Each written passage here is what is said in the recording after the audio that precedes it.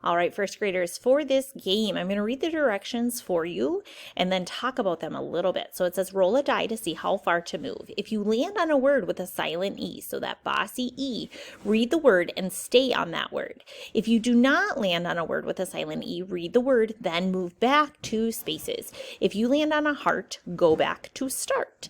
So if I am playing this game, and I'm going to actually change the directions a little bit, I don't want you to just say the word. I want you to use it in a sentence also. So if I roll the dice and I get a 2, I'm going to count my 2 hops. My word is bike.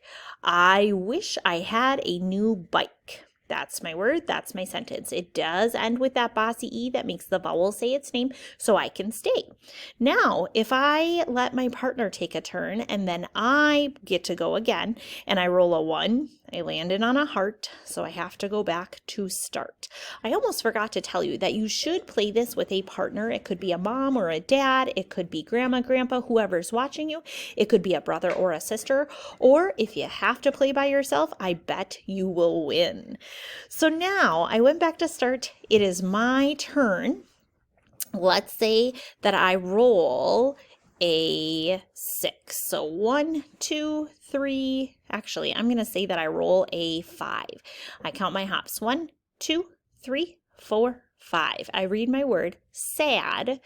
I need to come up with a sentence. My sentence is, it makes me sad that I landed on a word that doesn't end with bossy E because now I need to move back 2 spaces. 1, 2. And now look at me. I landed on a heart. I have to go all the way back to start. You want to be the first person to get all the way through your whole game and to the finish. To end this game. This is not something that you need to take a picture of unless you want to put it on your seesaw. I am trusting that you will play the game and have that integrity, doing what you know is the right thing.